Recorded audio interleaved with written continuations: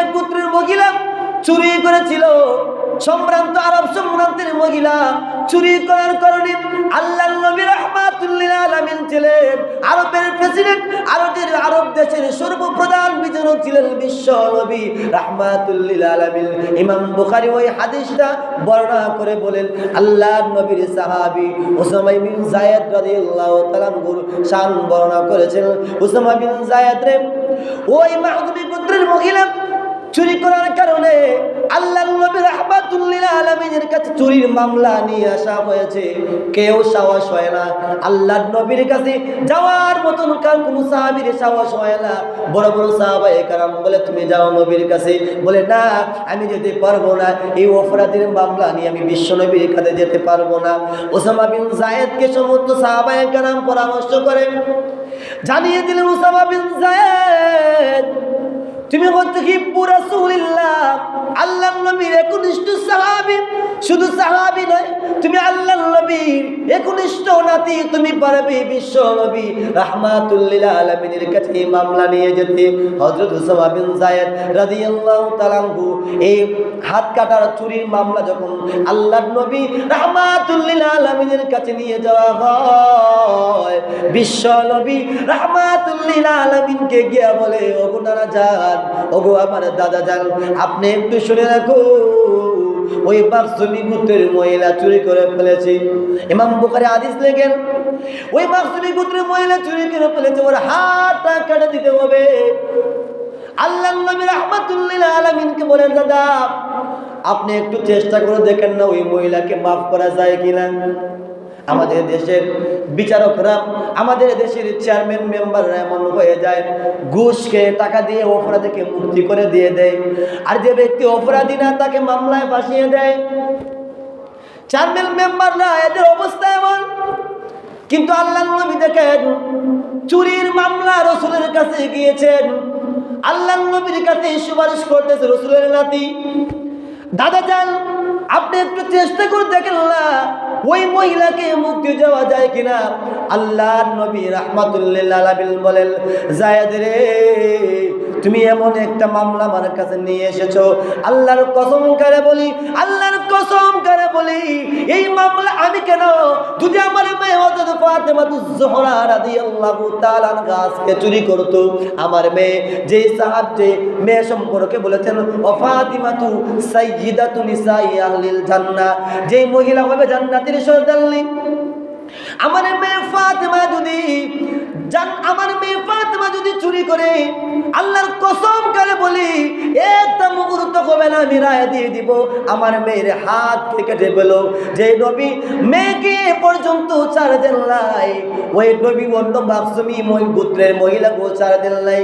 ওই উসামা বিন যায়েদ রাদিয়াল্লাহু তাআলা আনহু বলেন, আমি আল্লাহর নবী রাহমাতুল লিল আলামিনকে দেখেছি ইস্তাকমালা সিয়ামা শাহরিন, আল্লাহর নবী একটা মাসকে তিনি পূর্ণ মাস রোজা রাখতেন। আল্লাহর নবী রাহমাতুল লিল আলামিন ওয়া রমাদান, আল্লাহর নবী রাহমাতুল লিল আলামিন রমজান মাসের রোজাটা পূর্ণ করে রাখতেন। আর রমজান মাস ছাড়া শাবান মাসের প্রায় সময় আল্লাহর নবী রোজা রাখতেন।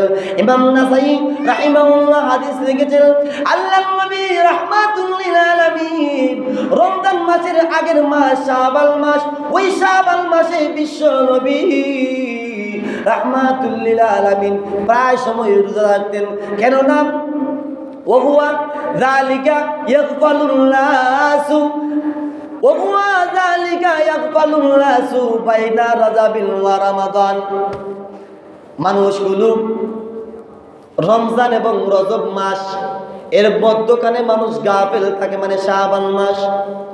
এজন্য আল্লাহর নবী রাহমাতুল লিল আলামিন রমজান মাসকে প্রস্তুতি গ্রহণ হিসাবে আল্লাহর নবী শাবান মাসকে বেছে নিয়েছেন। নবীজি শাবান মাসে প্রায় সময় রোজা রাখতেন।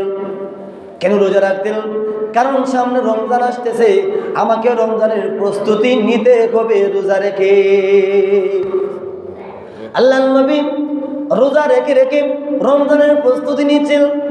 আর আমাদের দেশের মানুষগুলো রমজানের প্রস্তুতি নেয় কোন সময় 2 কেজি আটা কিনবো, 5 কেজি আটা কিনবে, কোন ব্র্যান্ডের খেজুর কিনে রাখলে ভালো হবে, রমজান মাস আসলে কি খেতে হবে, কোন গাছের ফল খেলে আমাদের জন্য লাভ হবে।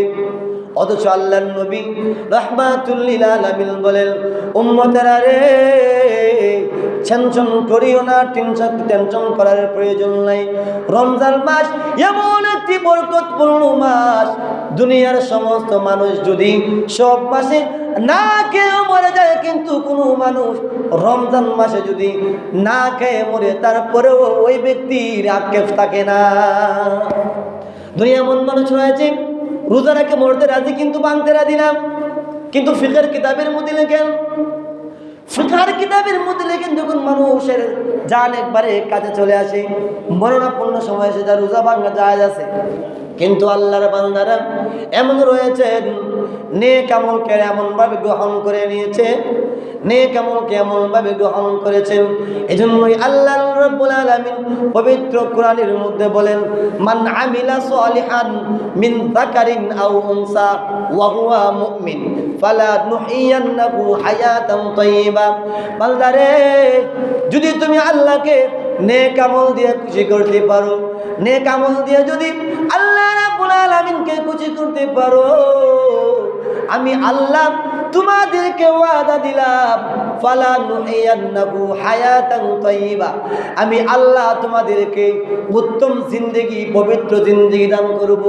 এই পবিত্র জিন্দেগির ব্যাখ্যা লিখেছেন বির রিজকি হালালান তাইয়্যিবা, আমি তোমাদেরকে পবিত্র রিজিক দান করব, পবিত্র রিজিক।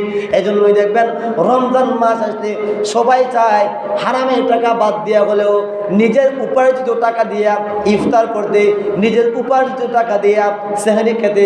কেননা সারা জীবন ওই ব্যক্তি হারাম উপার্জন করেছে, সে ব্যক্তি জানে রমজান মাস কুরআন নাজিলের মাস, রমজান মাস বরকতপূর্ণ একটি মাস। ওই মাসকে যদি আমি কদর করতে পারি, আল্লাহ আমাকে সম্মান বাড়িয়ে দিবেন। ওই মাসকে যদি আমি নিয়ামতপূর্ণ মাস হিসেবে গ্রহণ করতে পারি, আল্লাহ আমাকে তার নিয়ামত দিয়ে ভরপুর করে দিবেন।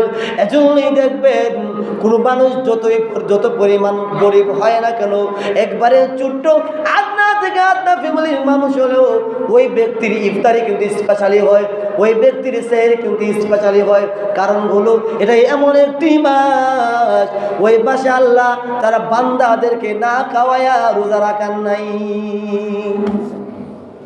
এজন্যই শাবান মাসকে গুরুত্ব দিতে হবে। শাবান মাস সম্পর্কে কিছু অশ্লীল কাজ রয়েছে, এ ব্যাপারে আল্লামা আব্দুল আজিজ মুহাম্মদ ইবনে আহমদ ইবনুল বার মুহাম্মদ ইবনু সালিহ আল উসাইমি রাহিমাহুল্লাহ একটি কিতাব লিখেছেন, শাহরু শাবান ওয়া ফাযাইলুহু ওয়া আহকামুহু। শাবান মাস নিয়ে একটি কিতাব লিখে ফেলেছেন। ওই কিতাবের মধ্যে লিখেন, আল্লাহর নবী রাহমাতুল লিল আলামিন বলেন, মানুষ রমজান মাসের আগে এবং তার আগের মাসে, ওই মাসে মানুষ গাফেল হয়ে যায়, যাতে মানুষগুলো গাফেলাতে থেকে ফিরে এসে সৎ পথে চলতে পারে, কোরআন সুন্নাহর বিধান অনুযায়ী ওই মাসকে পরিচালনা করতে পারে, কোরআন সুন্নাহর বিধান অনুযায়ী ওই মাসকে কাটাতে পারে। এজন্য আল্লামা ইবনে রজব মুহাম্মদ রহিমাহুল্লাহ ওই হাদিসটা লেখেন যে আল্লাহর নবী মানুষদেরকে সতর্ক করে বলেছেন, পৃথিবীর মানুষেরা রে, আমি আল্লাহ তোমাদেরকে এমন নবী দিয়েছি, ওই নবী তোমাদেরকে সত্যের বাণী তোমাদেরকে শোনাবেন, সত্যের বাণী তোমাদেরকে শোনাবেন। কারণ নবীদের মাধ্যমে সত্যের বাণী শোনানো হয়, সত্যের পথ দেখানো হয়। পবিত্র কোরআনে আল্লাহ বলেন, ওয়ালি কুল্লি কওমিন হাদ,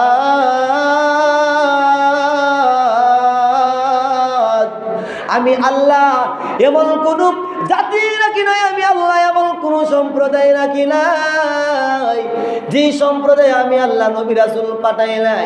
এমনকি নবী রাসূলও পাঠিয়েছি। ওয়ামা হুম বিমুআযযিবিনা, আল্লাহ বলেন, ওয়ামা হুম বিমুআযযিবিনা হাত্তা নাবআসা রাসূলা, এমন কোন সম্প্রদায় নাই যে সম্প্রদায়ের কাছে আমি আল্লাহ নবী পাঠাইলাই, নবী পাঠানোর পরেও যে ব্যক্তিরা নবীর পথকে গ্রহণ করতে পারে নাই, নবীর আদর্শকে নিজের আদর্শের সাথে ম্যাচিং করাতে পারে নাই, ততক্ষণ পর্যন্ত ওমা হুম বিমুআযযিবিনা, আমি আল্লাহ তাদেরকে আযাব দেই না। আমি আল্লাহ তখন আযাব দেই যখন তারা নবীর পথকে ছেড়ে দিয়ে দিবে। আমি আল্লাহর কোরআনের বিধান ছেড়ে দেয়, সাহাবায়ে কেরামের আদর্শকে নিজের আদর্শ মানে নিতে পারে না, সাহাবায়ে কেরামের দোষকে তালাশ করে বেড়ায়, নবীদেরকে নিষ্পাপ মানতে রাজি হয় না। এমন কিছু বাটপার, এমন কিছু চিটার সমাধান হয়েছে, নবীদেরকে কলঙ্কিত করে সাহাবায়ে কেরামদেরকে আদিল মানতে পারে না। ওজন্য আল্লাহ রাব্বুল আলামিন বলেন ওমা হুম বিমুআযযিবিন হাত্তা নাবআসা রাসূলা, যতক্ষণ পর্যন্ত আমি আল্লাহ সমাজের মধ্যে জাতির মধ্যে নবী পাঠাই নাই, নবী পাঠাই না, শুধু নবী পাঠিয়েছি, নবীর কথা তারা মানে নাই, তখন আমি আল্লাহ তাদেরকে আযাব দিয়েছি। নূহ নবীর উম্মতদেরকে আমি আল্লাহ আযাব দিয়েছি 950 বছর পর্যন্ত। নূহ পয়গম্বর তার উম্মতদেরকে দাওয়াত দিয়েছিলেন, হাদিসের কিতাবের মধ্যে লেখেন মাত্র 40 থেকে 41 জন মুসলমান হয়েছিল। আল্লাহ ওই সমস্ত মানুষ ছাড়া বাকি সবদেরকে আল্লাহ নবী রাহমাতুল লিল আলামিন উনি চলে গিয়েছেন কিস্তির মধ্যে উঠে, আল্লাহ ওই বাকি জাতিকে ধ্বংস করে দিয়েছেন। এজন্য এই নবীর আদর্শকে বাস্তবায়ন করতে হবে, সাহাবায়ে কেরামের আদর্শকে নিজের আদর্শ বলে গ্রহণ করতে হবে। এজন্য আল্লাহ নবী, বিশ্ব নবী রাহমাতুল লিল আলামিন বলেন উম্মতেরা রে, এমন একটি মাস আমি আল্লাহ তোমাদেরকে দান করেছি। আল্লাহ নবী রাহমাতুল লিল আলামিন বলেন শাহরু শাবান শাহরুল্লাহ, আল্লাহ নবী রাহমাতুল লিল আলামিন বলেন শাবান মাস হচ্ছে আমি আল্লাহ রাব্বুল আলামিনের মাস নয়, সেরা মাস হচ্ছে বিশ্ব নবী রাহমাতুল লিল আলামিনের মাস। নবী বলেন শাহরু আশ-শাহরু রমাদান শাহরুল্লাহ, রমজান মাস হলো আল্লাহ রাব্বুল আলামিনের মাস, আর আশ-শাবানু শাবানু শাহরু আশ-শাহরি, রাসূল বলেন শাবানু শাহরি, শাবান হচ্ছে আমি বিশ্ব নবীর মাস, আর রমজান হচ্ছে আমার আল্লাহ রাব্বুল আলামিনের মাস। এজন্য বিশ্ব নবী উম্মতদেরকে সতর্ক করে জানিয়ে দিয়েছেন উম্মতরা রে, শাবান মাস তোমাদের কাছে যখনই আসবে সেটাকে তোমরা গনিমত মনে করে ইবাদত করবা। ওই শাবান মাসে চেষ্টা করবা বেশি বেশি করে নফল রোজা করার জন্য। রমজানের প্রস্তুতি হিসাবে আল্লাহ নবী সপ্তাহে 2 দিন বা 3 দিন রোজা রাখতেন। সোমবারে রোজা রাখতেন, বৃহস্পতিবারে রোজা রাখতেন, শুক্রবার রোজা রাখতেন, সোমবারে রাখতেন নবীজির জন্মের শুকরিয়া হিসেবে। আল্লাহ নবী সমস্ত কিতাবের মধ্যে লেখেন তারিখুল ইসলাম ওয়া ওয়াফায়াত মাশাইখির ওয়াল আলাম, ইমাম শামসুদ্দিন সাহাবী রাহমাতুল্লাহ আলাইহি কিতাব লিখেছেন। তারপরে আল বিদায়া ওয়ান নিহায়া ইবনে কাসির রাহিমাহুল্লাহ ওই কিতাবের মধ্যে লিখেছেন। তারপরে লিখেছেন তাহদিবুল কামাল ফি আসমাইর রিজাল, লিসানুল মিজান ফি নাকদির রিজাল, ওই সমস্ত কিতাবের মধ্যে লেখেন যে আল্লাহর নবীর জন্ম সোমবারে হয়েছিল। হাদিসের মধ্যেও লিখেছেন আল্লাহর নবীর জন্ম সোমবারে হয়েছিল, এজন্যই নবীজি সোমবারে রোজা রাখতেন রাসূলের জন্মের শুকরিয়া হিসাবে। আর আমাদের উম্মতেরা, নবীর উম্মতেরা, নবীজির দরাদের উম্মতেরা, আল্লাহর নবী রাহমাতুল লিল আলামিন বলেছেন আমি সোমবারে রোজা রেখেছি আমার জন্মের শুকরিয়া হিসেবে। আর আমার উম্মত এত পথভ্রষ্ট, এত অসৎ পথে চলে, তারা জন্মদিনকে কেন্দ্র করে কেক কাটে, happy birthday to you, happy birthday to you করে আমার উম্মতেরা তাদের জন্মদিন পালন করে কেক কাটে। আর আমি বিশ্ব নবী রাহমাতুল লিল আলামিন আমরা জন্মদিন পালন করতাম রোজা রেখে।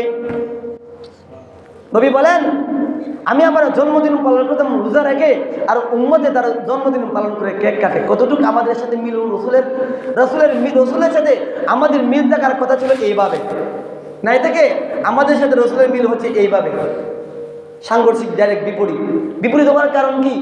কোরআন ছেড়ে দিয়েছি, সাহাবায়ে কেরামের আদর্শ ছেড়ে দিয়েছি, নবীদের আদর্শ ছেড়ে দিয়েছি। নবীদের আদর্শ শুধু চারি নাই, নবীদেরকে পাপিষ্ঠ বলি, নবীদের প্রচারে নাই, শুধু নবীদেরকে পাপিষ্ঠ কয়।